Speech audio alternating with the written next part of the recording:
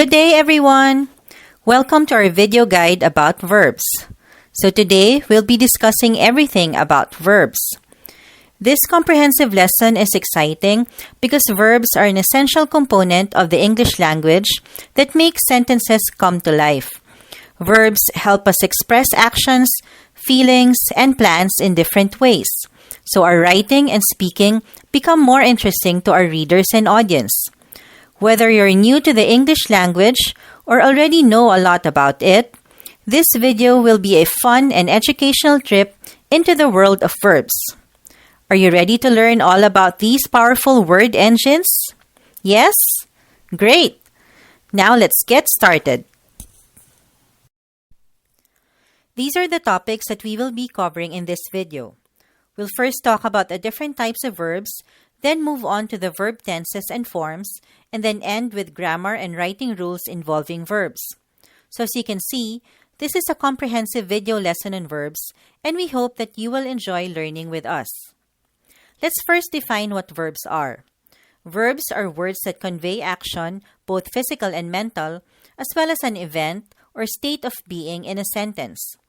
They are an essential part of the English language, providing the necessary movement and dynamics that bring sentences to life.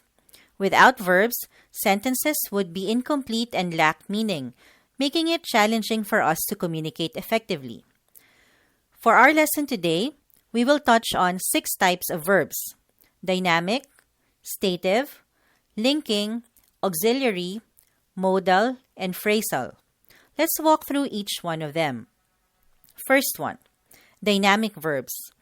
Also called action or event verbs, dynamic verbs express physical or mental action performed by the subject.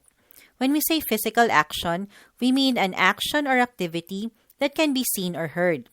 Examples are read, jump, cook, wash, slide, and many others.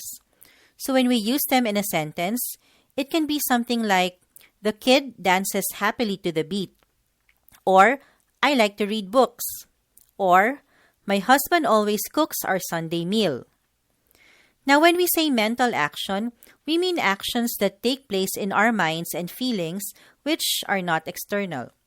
Verbs that describe mental or internal actions are still dynamic verbs, but they're not always so obvious. Some examples are ponder, estimate, thrive, develop, and consider, as in, please consider the risks involved. Dynamic verbs can either be transitive or intransitive. Transitive verbs are those that require a direct object or the receiver of the action to complete their meaning.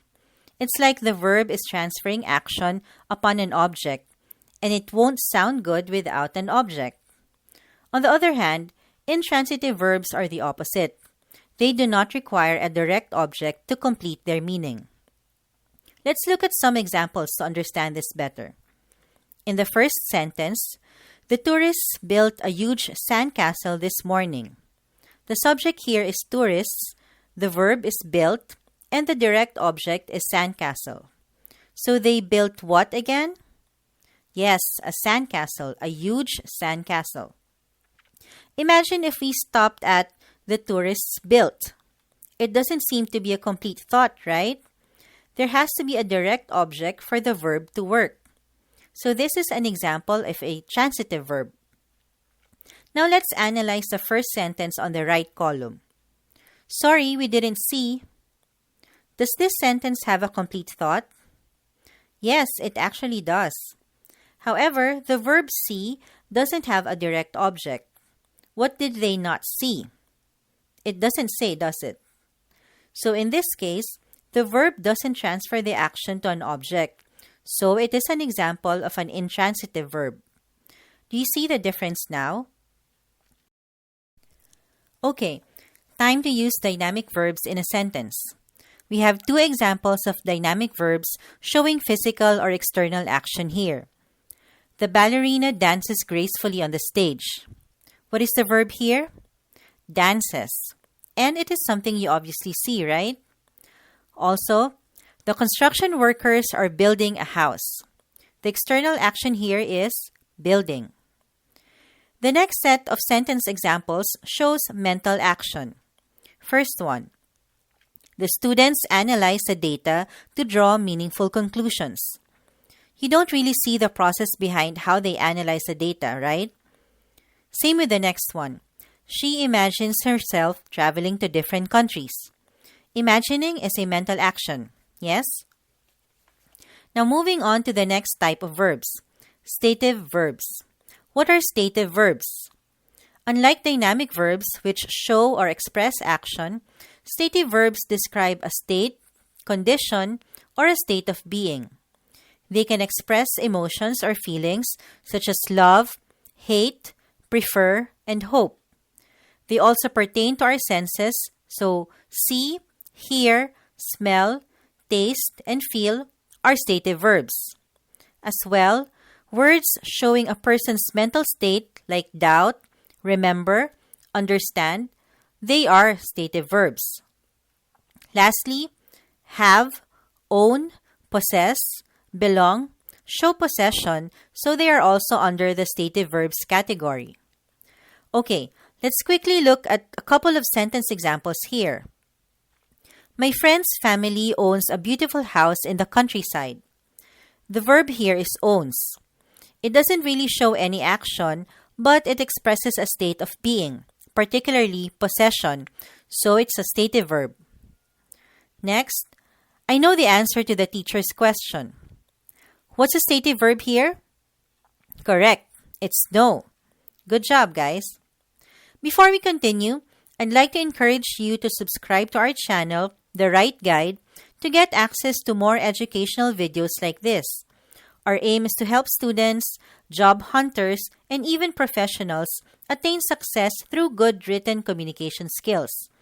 Please do like and share this video as well, okay? Now let's continue with the next type of verbs. They're called linking verbs. Linking verbs connect the subject of a sentence with a subject complement, which can be a noun, a pronoun, or an adjective. Unlike dynamic verbs that show physical or mental actions, linking verbs do not express action. Instead, they establish a relationship between the subject and the complement, providing additional information about a subject's state or identity. The most common linking verbs in English are the to-be verbs, which include am, is, are, was, were, but there are also different verbs such as become and seem that can also function as linking verbs, depending on the context. To help you see how linking verbs work, here are some examples. In the first one, the linking verb is connects the subject she to the subject complement talented singer. Same with the second sentence. He became a successful entrepreneur. The linking verb became connects the subject he to the subject complement successful entrepreneur. I hope that's clear. Now let's talk about auxiliary verbs. Also known as helping verbs, auxiliary verbs are used alongside the main verb in a sentence to create verb tenses, moods, voices, and aspects. They help the main verb to provide additional information about the action or state expressed in the sentence. In English, the three primary auxiliary verbs are the be verbs is and was, have or had, and do or did.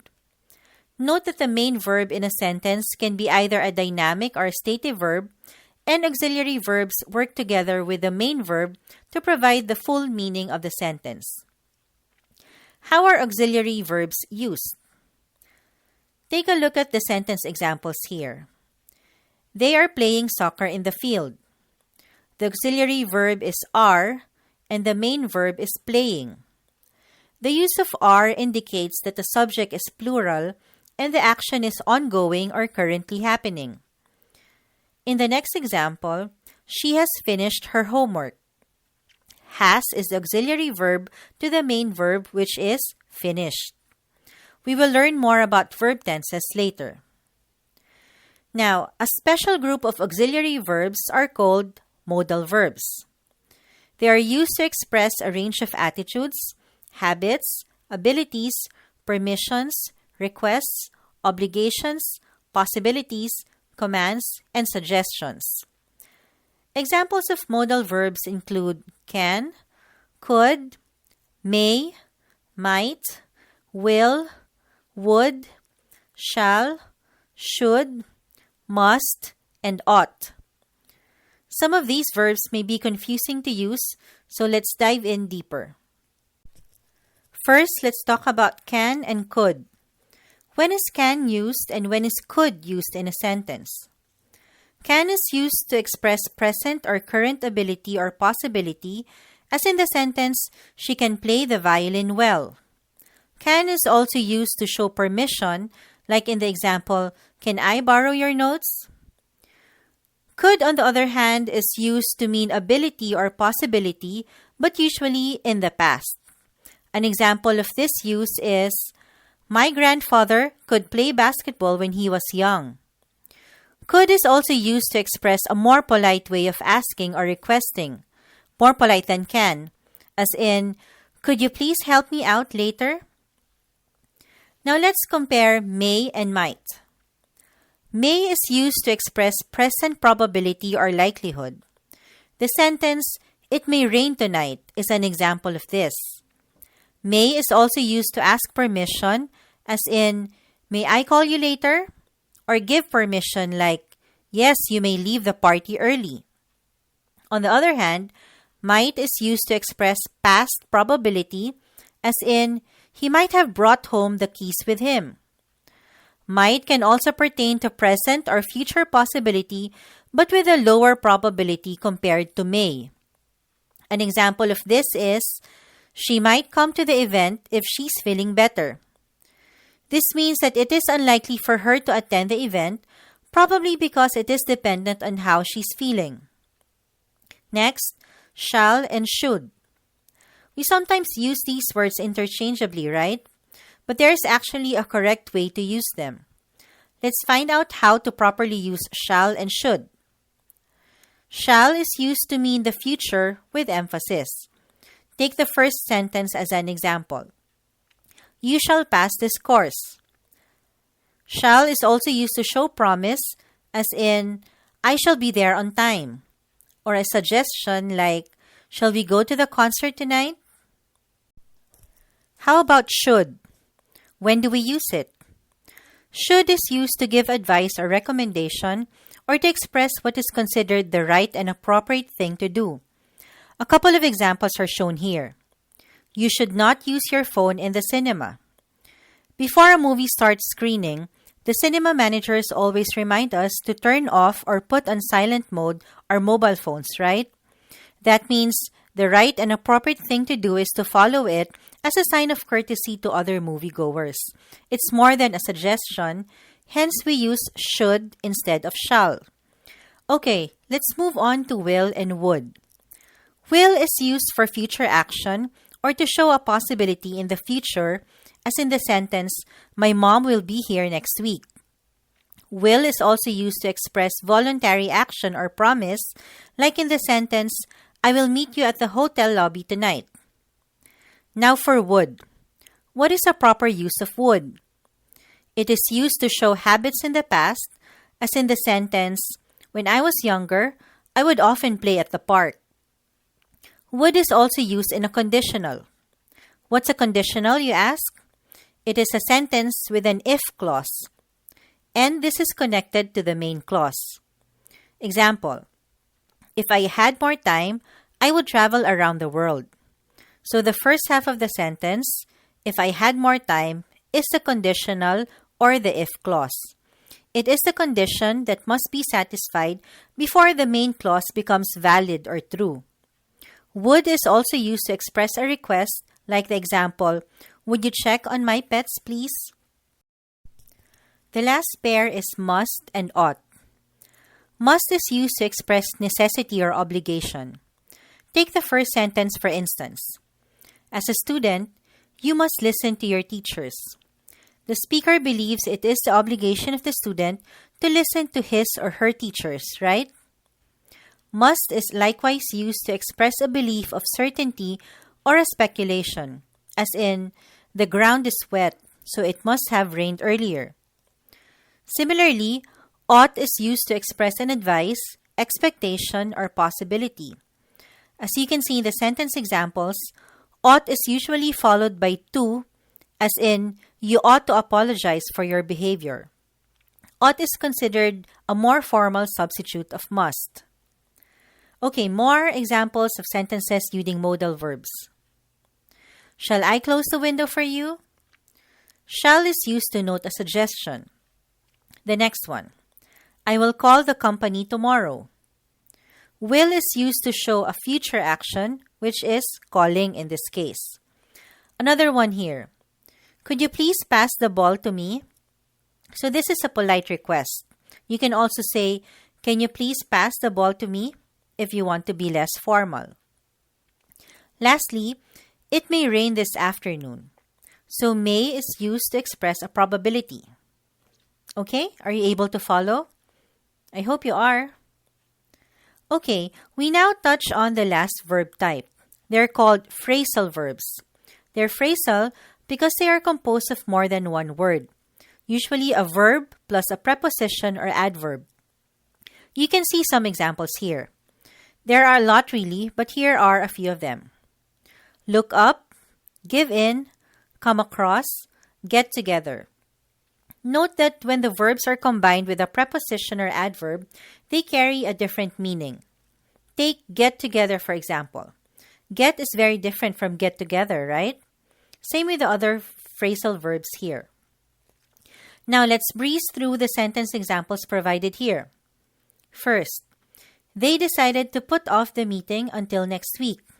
What does put off mean?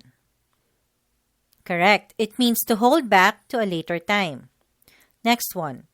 The plane is scheduled to take off at 9 a.m. The phrasal verb used here is take off, and I'm sure you're familiar with what that means. Am I right? Yes? Okay, a couple more examples here. After many fights, the couple finally broke up. Ouch, this is a sad example. Anyway, what's the phrasal verb used? Correct. Broke up. How about in the next one? I need to look up the meaning of this word in the dictionary. Did you spot the phrasal verb? Yes, it's look up. So that ends our discussion on the types of verbs. Are there any questions? If there are any, feel free to get in touch with us by writing a comment below or by messaging us via Facebook, Messenger, or email. Details are shown on your screen.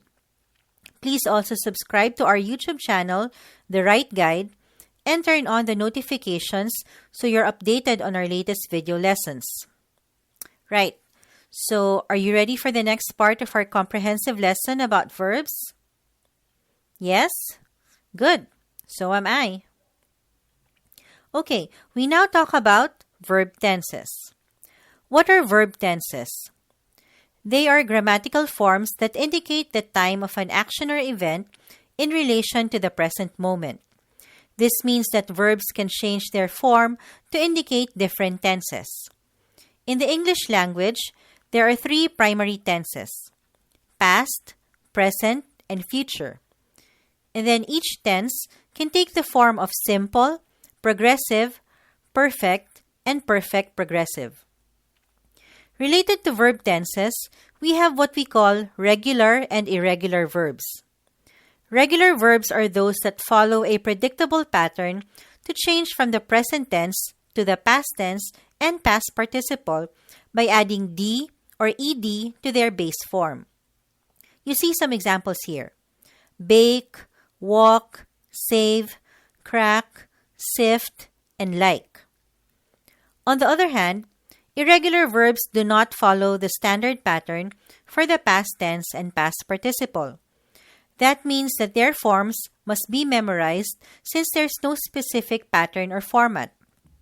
For example, the be verbs is, am, and are become was or were in the past tense depending on whether the subject is singular or plural, and then becomes been for past participle. Other irregular verbs include choose, which changes to chose, then to chosen. Do, did, then done. Eat, ate, then eaten. What else? We have go, went, then gone. Know, knew, then known. Take, took, then taken. And many other irregular verbs. You have to familiarize yourselves with these verbs to make sure that you are using and writing the correct verb tenses and forms. Okay, let's now proceed to the different forms. First is the simple tense. So simple tense is used whenever we are talking about actions that happen at a specific point in time. Here we have one action or event only, and it's not taken relative to another action or event. It's the simplest and most straightforward form. As the name implies, past tense is for actions that have already happened. Present tense is used to describe actions happening now or for general truths, and future tense for actions that will happen in the future. So how do we write verbs and sentences in simple tense? Here's a quick guide to help you. For past tense, you obviously use the past tense of the verb, and for present tense, you use the present tense of the verb. Now for future tense, we use will plus the present tense of the verb. Let's use try as an example. So past tense is tried, present tense is try, and future tense is will try. To illustrate further, let's have a look at the sentences in simple form here. The past tense reads, I ate porridge for breakfast yesterday. So ate is the past tense of the verb eat, and the word yesterday signals that the action is already done. Now let's convert the sentence into its present form. It becomes, I eat porridge for breakfast every morning. Here we use the base form of the verb, which is eat. The phrase every morning signals that this is a regular occurrence.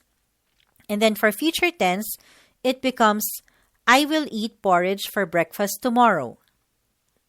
Let's do another set of examples. Past tense, we took a cab to work last week. Present tense, we take a cab to work every day. Future tense, we will take a cab to work later. Did you notice how the verb form changed? Took, take, then will take. I hope that's clear so far. Okay, moving on to the next one, progressive tense. When and how is it used? Any idea? None yet? That's okay. We're here to learn, remember? Okay, so progressive tense is used whenever we talk about actions that are happening within a period or length of time. Past progressive tense is used to indicate a past action that was happening when another action took place. So unlike in simple past tense, there are two actions considered in past progressive tense. Meanwhile, present progressive tense describes an ongoing action that is happening at the same time that the statement is written or spoken. And then, future progressive tense is used to describe an ongoing or continuous action that will be taking place in the future. Let's look at the pattern. For past progressive tense, we use was or were plus the ing form of the verb. For present tense, it's the be verb am, is, are, plus the ing form of the verb. And for future progressive tense, we use will be or shall be plus the ing form of the verb. So here you see a few examples. For the verb dream, it will be was or were dreaming, or is or are dreaming, then will be dreaming. Now let's apply the rules in making sentences in progressive tense. For past progressive, we have here, Sandra was watching TV when her mom called. So there are two actions talked about here, right? Sandra watching TV and her mom calling. Following the pattern, we use was watching. Do you see it? Okay, next. For present progressive, we have Sandra is watching TV. It's almost like saying, Sandra is watching TV as I speak or as I write this. Lastly, Sandra will be watching TV with her friends tonight.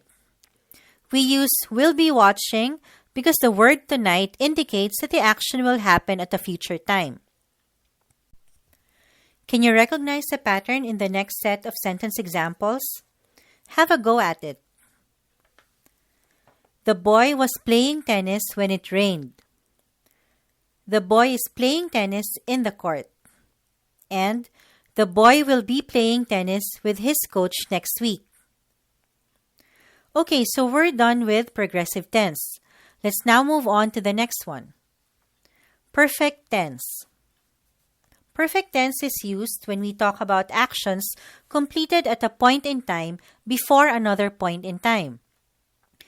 Past perfect tense shows that an event had been completed before another event in the past. So here, we are talking about two actions or events plus two timelines as well. Present perfect tense, on the other hand, is used for an action that started in the past before the present moment.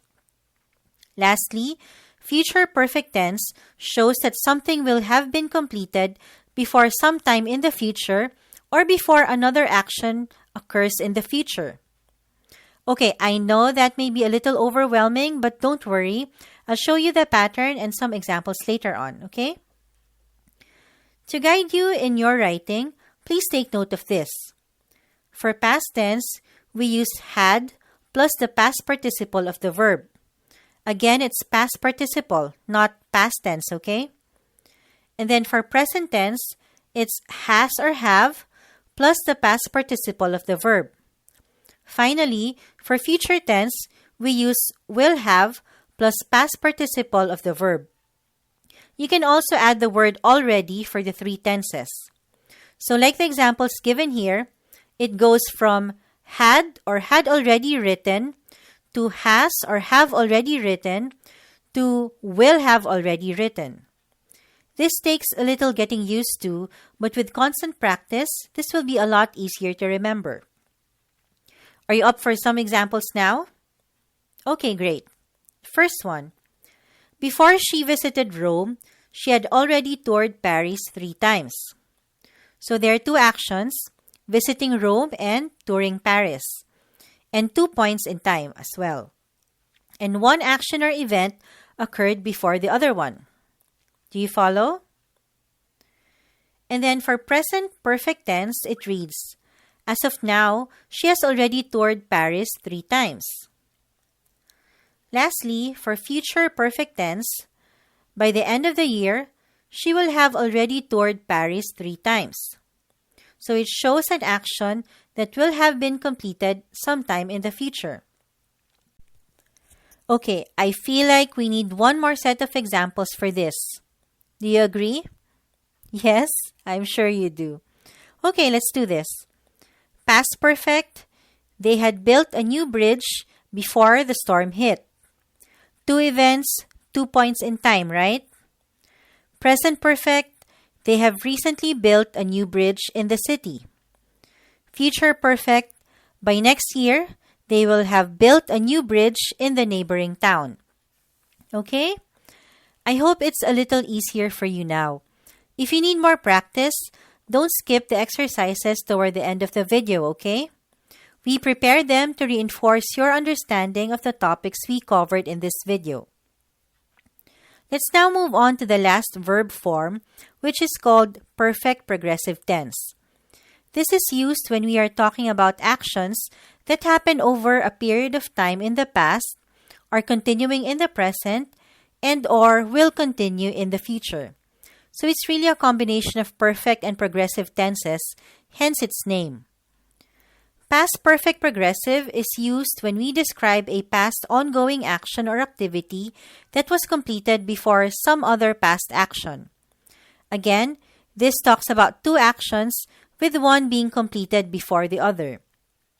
Next, present perfect progressive describes an action that began in the past, continues in the present, and may continue in the future. And then future perfect progressive describes an ongoing or continuing action that will occur or be completed in the future before some other action. Okay, bear with me here, huh? We'll flesh this out further, yes? To help you distinguish perfect progressive from the other verb tenses and forms, or to guide you in writing sentences with perfect progressive tenses, you may refer to this slide here. For past perfect progressive, we use had been plus the ing form of the verb, as in had been noting or had been asking. For present perfect progressive, we use has or have been depending on the count of the subject. Has if singular and have if plural. So has or have been plus the ing form. Lastly, for future perfect progressive, we use will have been plus the ing form of the verb. Now let's look at some examples so it's easier for us to visualize. Let's start with past perfect progressive. Before they moved in, they had been renovating their house for 6 months. So there are two actions here. They're moving in and they're renovating the house, right? And their house renovation came before their move-in. Next, present perfect progressive. They have been renovating their house throughout this year. So what's the ongoing action? That's right. They're renovating the house. How about for future perfect progressive? The sentence reads, by the time they host a party, they will have been renovating their house for a year. Again, we have two actions here. They're hosting the party and they're renovating the house. And the party is an event at a future time. Another one. Past perfect progressive. Before he got promoted, he had been working at the company for 10 years. Do you see the pattern here? We said it's had been plus the ing form of the verb, right? Next, present perfect progressive. He has been working at the company since he graduated. We use has been working because it's an action that started in the past and continues up to the present. Also, it's has and not have because the subject he is singular. And then for future perfect progressive, by the end of the year, he will have been working at the company for 15 years. Here, we're talking about another point in time in the future, which is by the end of the year. That's why we used he will have been working. So there you have it. We've completed all the verb tenses and forms. If you still find something unclear or confusing, please don't hesitate to get in touch with us through any of the following: YouTube, Facebook, Messenger, or email. Details are shown on your screen right now. Take a screenshot or write them down for future reference. And now, we come to the final part of our video lesson. Let's talk about the grammar rules on verbs, shall we? First up, and one of the most fundamental grammar rules that we have is called the subject-verb agreement.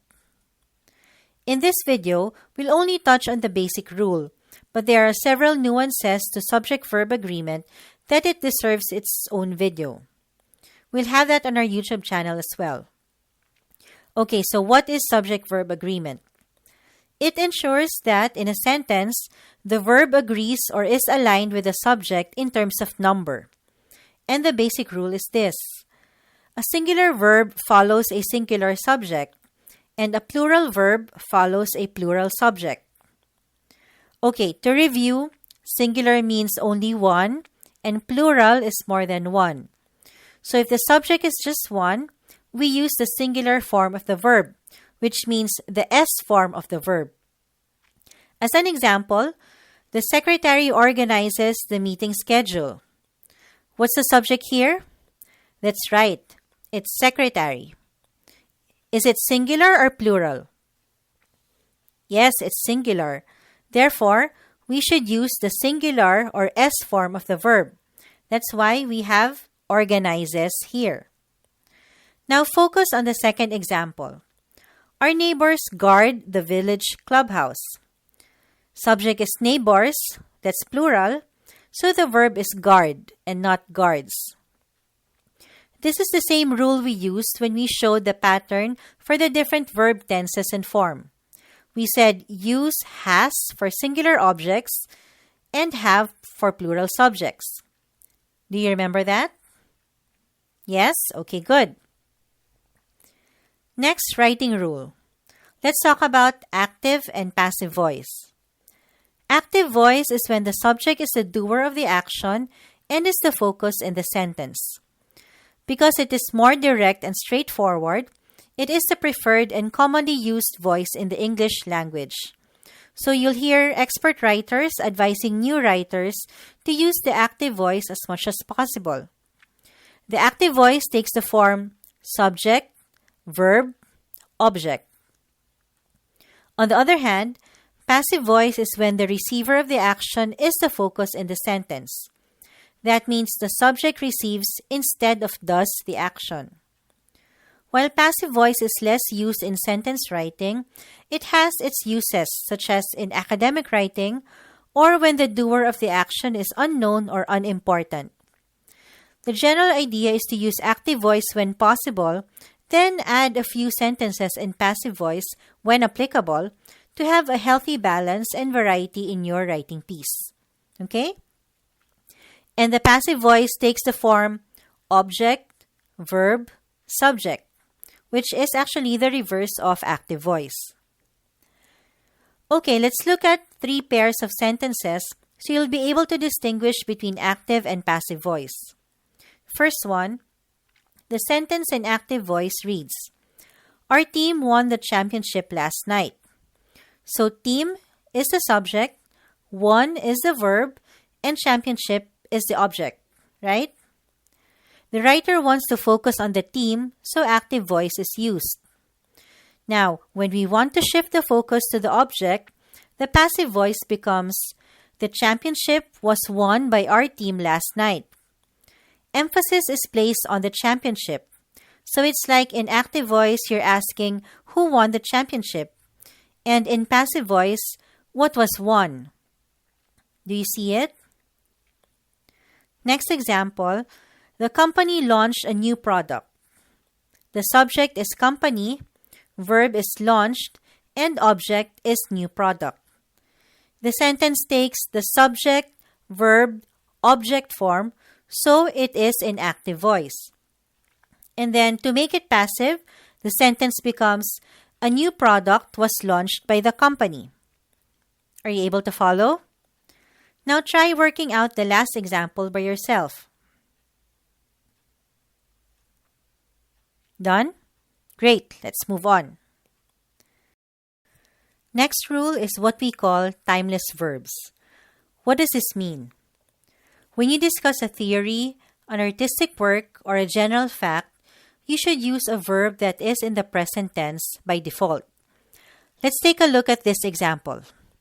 According to Ptolemy's geocentric model, the Earth is the center of all celestial bodies. We use is and not was because the theory remains the same.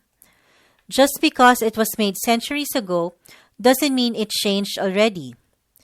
It may not be true now, or it may have been superseded by a newer theory, but the original theory remains the same. That's why we call it timeless. So that one's straightforward and easy to understand, am I right? Okay, next is about verb tense consistency. It only says that when you have more than one verb in a sentence, you have to make sure that they are in the same tense, especially if the actions occur in the same time frame, like what is shown in the sentences here. We always walk to school and ride the bus home. We used walk and ride, both present tense. And then the next one, during the play, John clapped and dropped his phone. Both past tense, since the clapping and dropping of the phone happen in the same time frame. Of course, there's an exception to this rule, and that's when there is a change in time frame between the two verbs in the sentence. What do we mean by that? Let's go over these examples here. The first one, the kids enjoy their new toys, which they themselves made. So the two verbs are enjoy, which is in the present tense, and made, which is in the past tense. Obviously, the making of the toys happened first. Otherwise, the kids won't be able to play with them now, right? So clearly, the two actions did not occur at the same time. And same with the second example here. Now for the last set of writing and grammar rules involving verbs. Let's talk about conditional sentences or sentences with if clauses, meaning there's a condition that must be fulfilled before the action can occur. There are 4 types of conditional sentences, and the first one is zero conditional. Zero conditional describes real conditions. Real because they always happen a certain way and they are completely likely to occur. In this type of conditional, we use the present tense in both the if clause and the main clause. So this one's easy, right? Some examples. If the temperature drops below freezing, water turns into ice. This is a fact, right? It always happens this way, so it is a zero conditional. And that's why we use drops and turns, both present tense. Next one. If it rains, the streets get wet. What are the verbs used? You're right. Rains and get. Both present tense, although one is plural and one is singular. Let's move on to first conditional. This talks about situations which have not happened yet, but is something that is likely to happen. So here, we use present tense in the if clause and will plus the verb in the main clause. You can see this in the examples here. If you help me with this project, I will finish it on time. Help, which is in present tense in the if clause, and will finish in the main clause. Did you notice that as well? Next, if she studies hard, she will pass the exam. Can you see the pattern here? And lastly, if he doesn't call soon, I will send him an email. Got it? Good job. How about second conditional? This is for unreal and unlikely situations, meaning something that hasn't happened yet and is not likely to happen. The pattern is past tense of the verb in the if clause and would plus the verb in the main clause. To illustrate, let's go over the sentences here. If I had $1 million, I would travel around the world. We use had in the conditional clause and would travel in the main clause. Next one. If you were more adventurous, you would try bungee jumping. So we have were for the if clause and would try for the main clause. And lastly, third conditional. Here we describe an unreal situation in the past. So we use had plus the past participle of the verb in the conditional clause and would or would not have plus the past participle of the verb in the main clause. So the examples are, if we had caught the earlier train, we would have made it to the meeting on time. Also, if they had taken a map, they wouldn't have gotten lost in the city. Is everything clear? I hope it is because we're about to do some exercises now. Feel free to go back to the parts that may still be confusing to you, okay? Some of these things may need some getting used to. That's why practice is key. Pause this video if you want to review first. Otherwise, we'll proceed to the exercises now. Are you ready? All right, let's do this.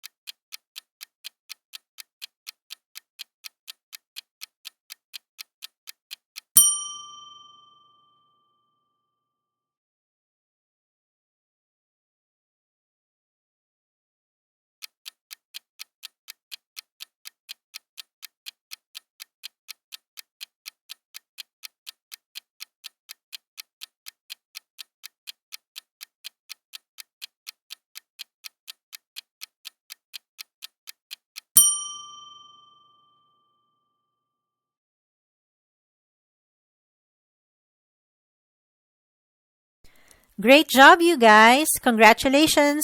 You just completed this comprehensive lesson on verbs. I hope you guys learned a lot from this. If you need to reinforce your learning, feel free to message us for help. We provide English writing lessons and coaching services to address your needs. Write to us for more information. Before you go, please make sure to subscribe to our channel, The Right Guide, and like and share this video as well. Thanks for joining us and hope to see you in our next videos. Bye now!